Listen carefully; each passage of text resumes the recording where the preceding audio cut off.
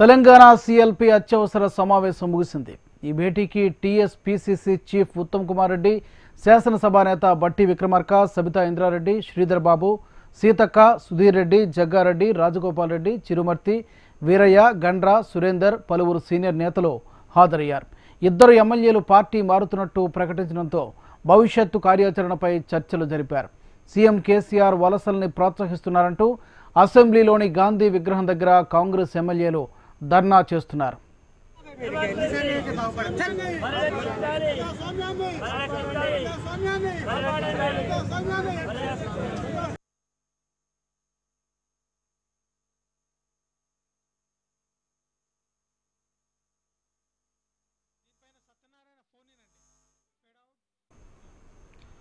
ఇక ఇదే అంశానికి సంబంధించి మరింత తాజా సమాచారాన్ని మా ఇన్పుట్ ఎడిటర్ సత్యనారాయణ సిద్ధంగా ఉన్నారు. సత్యనారాయణ, చెప్పండి. గాంధీ విగ్రహం దగ్గర కాంగ్రెస్ నేతలందరూ కూడా ధర్నా చేస్తున్నట్టుగా తెలుస్తోంది. వాళ్ళు ఏమంటున్నారు, వాళ్ళు ఏం డిమాండ్ చేస్తున్నారు? దీనికి టీఆర్ఎస్ నేతలు ఎవరైనా రియాక్ట్ అయ్యారా ప్రభుత్వం తరపు నుంచి? Raju, Congress party TRS party అసెంబ్లీలోని గాంధీ విగ్రహం వద్ద నిరసన కార్యక్రమం. టీఆర్ఎస్ పార్టీ గత ప్రభుత్వంలో చిల్లర రాజకీయాలు చేస్తుందని కాంగ్రెస్ పార్టీ అధ్యక్షుడు ఉత్తమ్ కుమార్ రెడ్డి ఆరోపించారు. ఈ ప్రభుత్వంలోనైనా తీరు మార్చుకుని రాజ్యాంగాన్ని కాపాడే విధంగా వ్యవహరిస్తుందని భావించిన టీఆర్ఎస్ ప్రభుత్వం పాత బుద్ధిని కొనసాగిస్తుంది. తీవ్రంగా కాంగ్రెస్ పార్టీ విమర్శలు చేస్తుంది.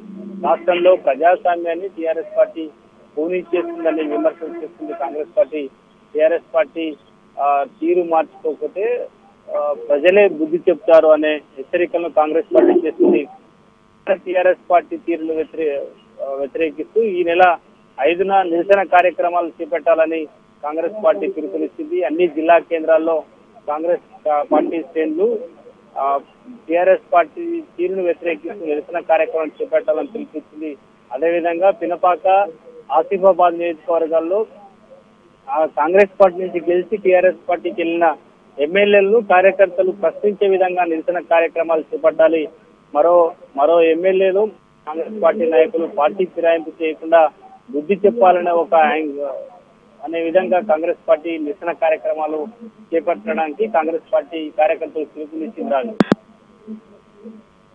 కార్యక్రమం వరకే పరిమితం అవుతారా, లేకపోతే ఇంకా భవిష్యత్తులో పార్టీ ఫిరాయింపులకు సంబంధించి లేకపోతే గవర్నర్ను కలవడం లేకపోతే మరొక చర్య అలాంటిది ఏమైనా ఉంటుందా? అంటే వీటి నిరసన కార్యక్రమాలతో పాటు రేపు స్పీకర్ కి నిన్న పార్టీకి రాజీనామా చేస్తున్నామని ప్రకటించిన ఇద్దరు పినపాక, ఆసిఫాబాద్ ఎమ్మెల్యే సభ్యత్వాన్ని రద్దు చేయాలంటూ స్పీకర్ కి ఎన్నికల కమిషన్ ఫిర్యాదు చేసి ఈ ఎమ్మెల్సీ ఎన్నికల్లో వారికి ఓటింగ్ లో పాల్గొనకుండా చర్యలు తీసుకోవాలంటే స్పీకర్ కు ఎలక్షన్ కమిషన్ కు ఫిర్యాదు చేయడానికి తెలంగాణ కాంగ్రెస్ పార్టీ సిద్ధమవుతుంది. అదేవిధంగా ఈ పార్టీ ఫిరాయింపులపై పదే పార్టీ ఫిరాయింపుల చట్టాన్ని ఉల్లంఘిస్తున్న టీఆర్ఎస్ పార్టీని దేశవ్యాప్తంగా దోషిగా చూపించడానికి కాంగ్రెస్ పార్టీ ఢిల్లీ పార్లమెంటు వేదికగా ఒక చర్చ జరిగేలాగా ఈ కార్యక్రమాన్ని చేపట్టాలని కాంగ్రెస్ పార్టీ ప్రయత్నాలు చేస్తుంది. రేపు కాంగ్రెస్ పార్టీ అధిష్టానం నాయకులతో చర్చించి పార్లమెంటు వేదికగా కూడా ఈ పార్టీ ఫిరాయింపు చట్టంపై పూర్తి పడుస్తున్న టీఆర్ఎస్ పార్టీని దేశవ్యాప్తంగా ఒక దోషిగా చూపించాలనే ప్రయత్నాన్ని కాంగ్రెస్ పార్టీ చేస్తుందని చెప్పవచ్చు. అయితే సత్యనారాయణ, రాజ్భవన్ కూడా కాంగ్రెస్ నేతలంతా కలిసి వెళ్ళి ఒక వినతిపత్రం ఇవ్వడం అలాంటి కార్యక్రమం కూడా చేస్తున్నారని తెలిసింది. అది ఎప్పుడు ఇవాళ చేస్తారా లేకపోతే రేపు వెళ్తారా?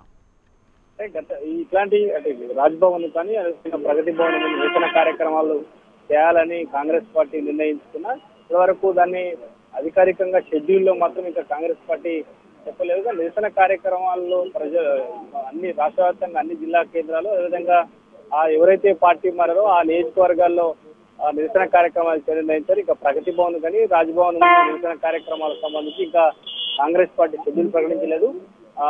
అత్యవసరంగా లేదా ఎలాంటి అధికారిక ప్రకటన చేయకుండా నిరసన కార్యక్రమం మాత్రం కాంగ్రెస్ పార్టీ చేయాలని భావిస్తుందని చెప్పవచ్చు. Raju, thank you Satyanarayana.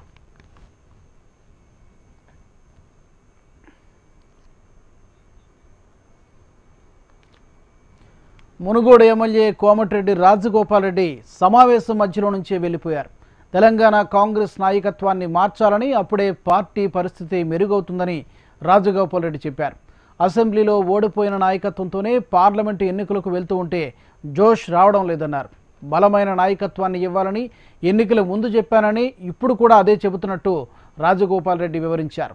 Parliament ఎన్నికల్లో 8 స్థానాల్లో గెలుస్తామన్న ఆయన రాహుల్ను ప్రధాని చేయడమే తన లక్ష్యమని వివరించారు.